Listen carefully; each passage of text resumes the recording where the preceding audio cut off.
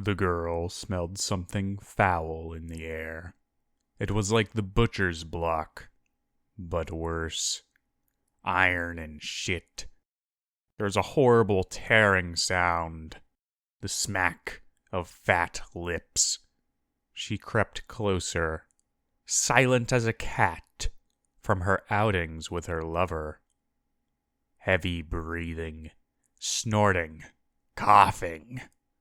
The beast gagged as it ate too quickly. She held a lantern covered in a blanket. She raised it as she drew closer. This was stupid. She should be back in bed, or at least getting her father. But her lover had been in the barn that night.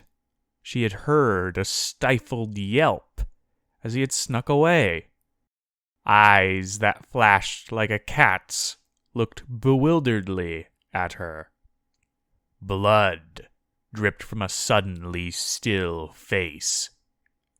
The man-thing was still shrouded in shadow, yet its grotesque work was laid bare.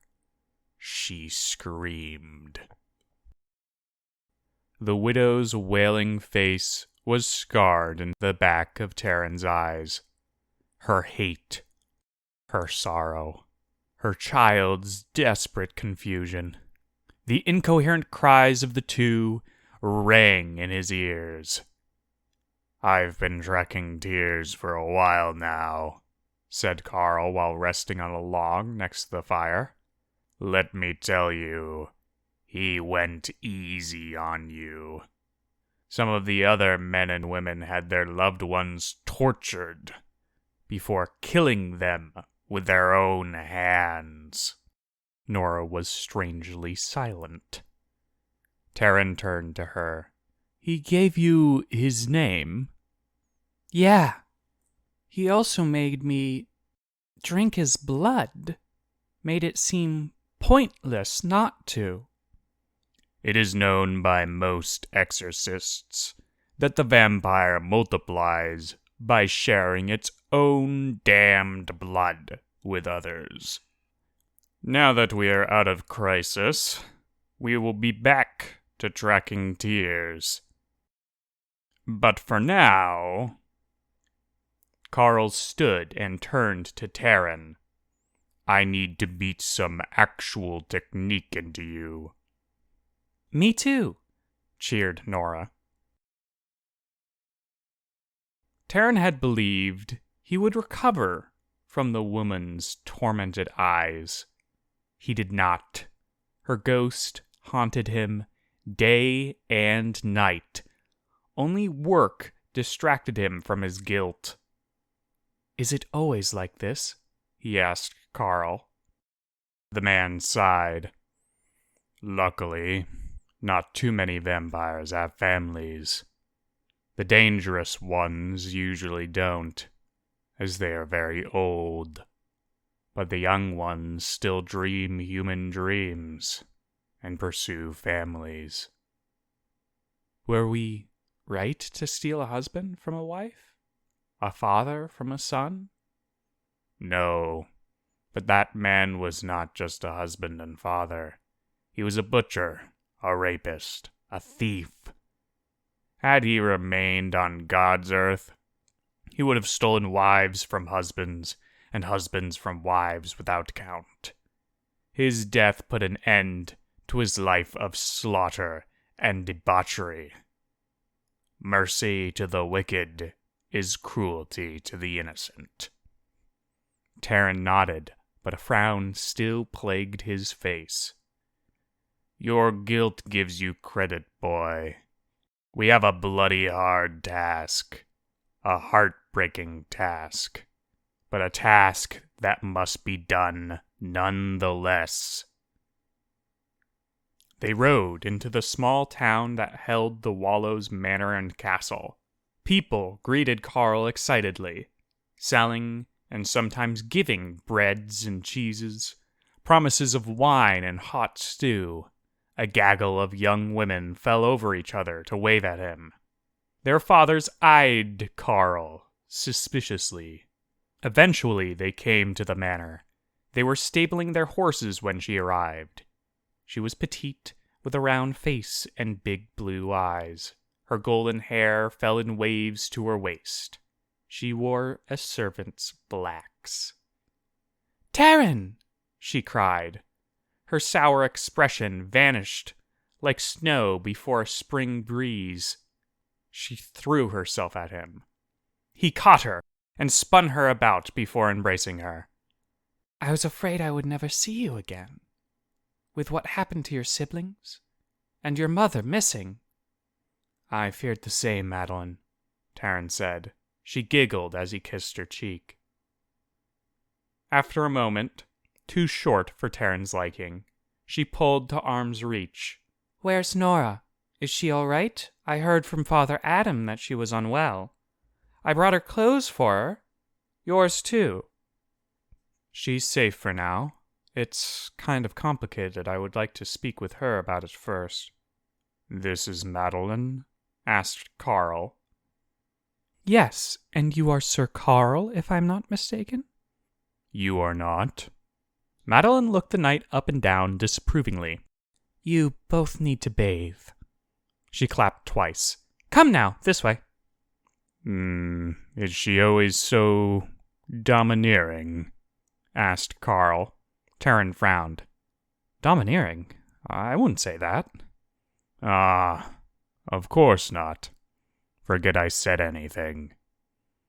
Madeline was later greatly distressed by the two men when they slept from noon when they arrived to near dark 8 hours later. Taryn was pulled to his feet by his ear. Madeline was masked in fury. "What in the world are you doing?" the woman cried. "I'm sorry?" "I just found Nora in that box you had on your back." "Madeline, it's not that bad," Nora complained behind her. "Madeline, Nora's very sick. The box protects her while we travel." "She does seem a bit pale." Madeline squinted suspiciously at Nora. "Yeah, and we need to travel to find what I need to be better. But the sickness has made the sun completely unbearable," said Nora. "All right." Madeline seemed confused for a moment before yanking on Taryn's ear again. "But you clearly haven't been making sure she bathes. And her clothes clearly haven't been changed for days, if not weeks." Taryn decided, rather wisely, not to point out that Nora had only been wearing her nightgown. "That's it!" shouted Nora. The little girl hefted Madeline with one hand. The motion shocked Madeline into letting go of Taryn's poor ear. Nora then stomped from the room, with Madeline looking terrified and confused. Taryn sighed. That went far better than he had expected. Nora slammed Madeline into a wall. "You need to calm down." Fear stole through the older girl's eyes before she said, "You first." "Madeline, you don't know what's going on." "Yes, but neither of you have told me. And you still need to take care of yourselves. If you're falling apart, which it doesn't seem like you are, letting your basic needs, like bathing, clothing, and a place to sleep, will ensure that you do." "Fine. I've cursed myself and was starving. I would die if the sun touched me, and I can only eat a select few things. The box helps me deal with the hunger." "I see. So it is this curse that gives you this unnatural strength? There are a couple benefits, I suppose." Then, as if realizing their posture for the first time, Nora slowly dropped Madeline. "Oh, sorry." No, we both have wronged the other. I am sorry. I will try to be more reasonable. It's just, with what happened to your family, it falls on Taryn to take care of you. I would hate for you to miss out on a proper upbringing." Nora narrowed her eyes. "Yeah, Madeline. And reasonable." Thank you for your concern. Taryn and Carl ate a late supper. Then they practiced with Nora. Grappling, sword, and quarterstaff were the weapons they trained in. Madeline watched late into the night, but dozed off long before dawn. At dawn, one of the servants informed Sir Carl that his liege lord wished to speak with him and Taryn.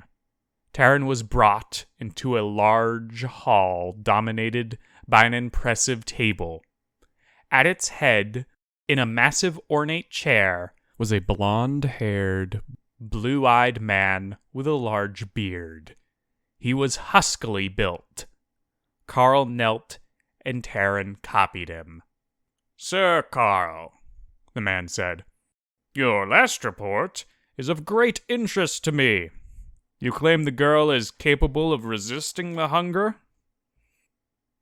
My report covered everything accurately.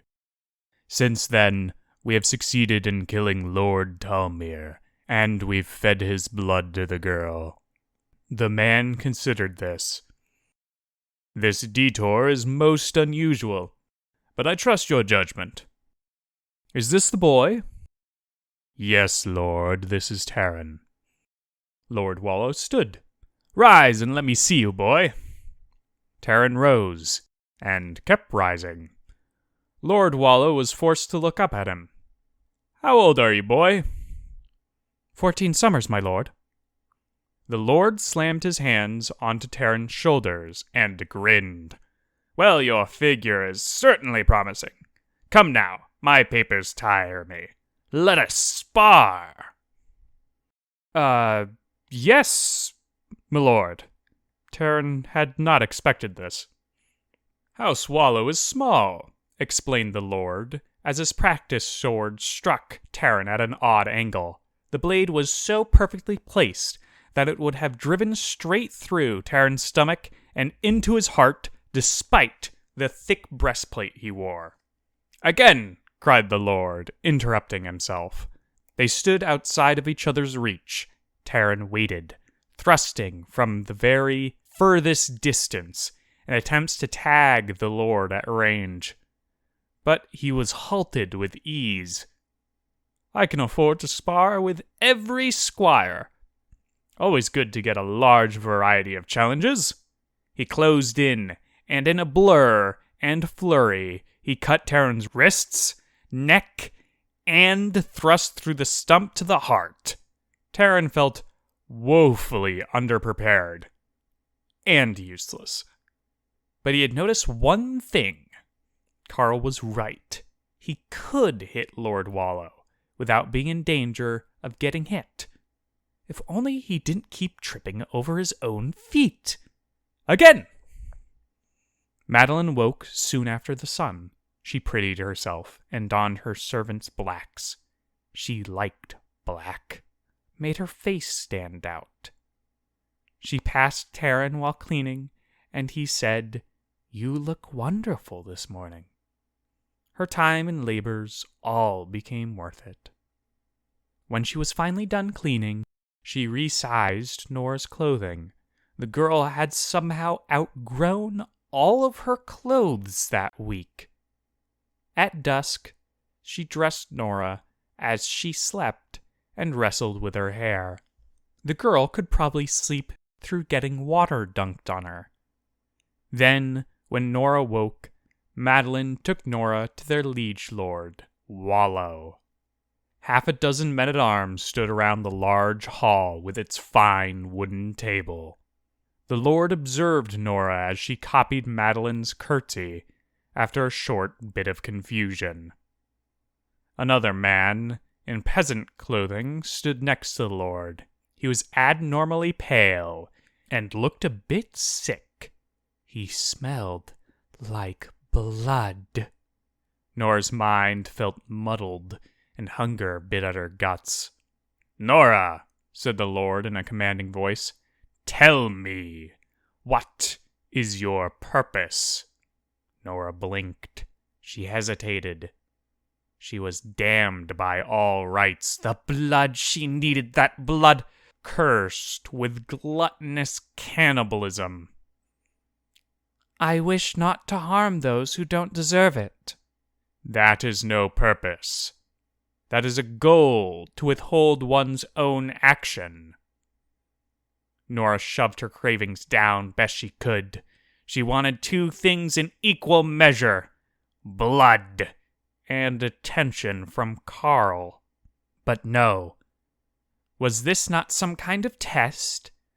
The blood. He should give her that man's blood. She needed a purpose. Not what she wanted at the moment. Something to work towards. Like blood. Her hunger fueled something at the back of her mind. Her hatred. She wanted vengeance. She wanted to tear tears to tiny pieces and drink every last drop. To find his family. To do to him what he had done to her. And poor Taryn. What he had done to Mother.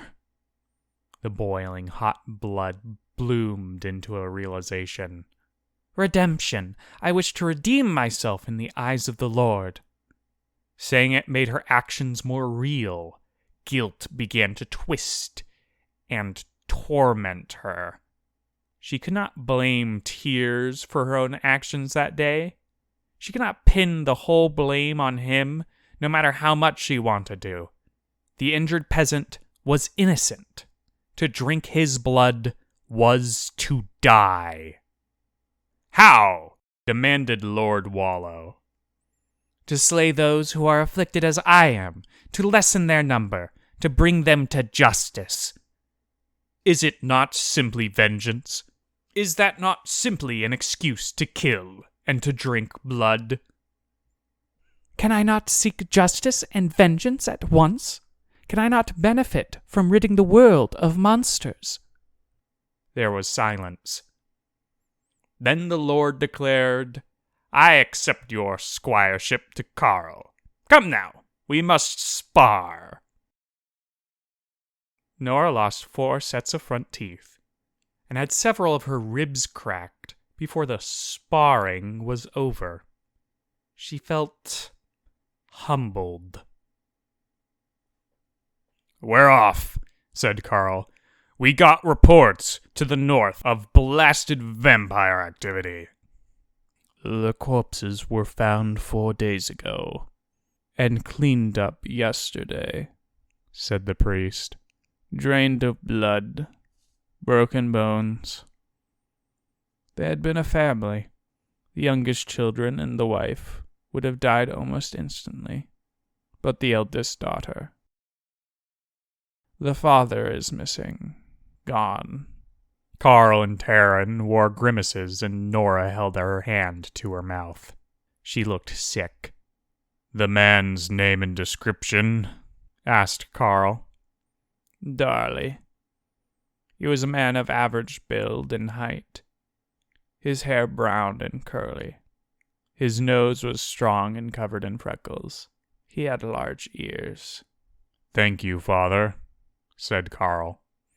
They continued on the road, chasing the reports from a girl a town over, when her lover was killed 2 days prior. She shook violently as she described the scene. The girl was blonde and blue-eyed. She was pretty and slim. She looked like Madeline. Tears rolled down her face, and she stuttered as she reached the revealing of the monster. It was a man, made of shadows and hard lines. His eyes were red, and his mouth a gaping maw full of teeth. The consistency of his hair, asked Carl. She scrunched up her face. Curly, maybe? The size of his ears. Large like a dog or some animal. They learned from the men who had gone to the girl when she screamed that the vampire had likely continued westward. The next town, they found similar reports, but they had happened only last night. So Carl guessed that Darley would continue westward to the next town. Arriving before dusk, they laid in wait for the predator to arrive at his next destination. Their patience was rewarded as a haggard, blood-stained man stumbled into one of the outlying homes, only to flee with the husband's blood on his hands. Nora heard the screams. The horse's hooves thundered towards the noise. Carl reined in and threw himself to the ground at the sight of the hunched man in the fields of grain. Moonlight bathed him and hid his blood-stained figure in shadow. Carl approached slowly. Was it worth it, Darley? To rob men from their wives? To extend your life a few more days? Maddened eyes glowed like a cat's in the moonlight. Darley snarled. Then attack.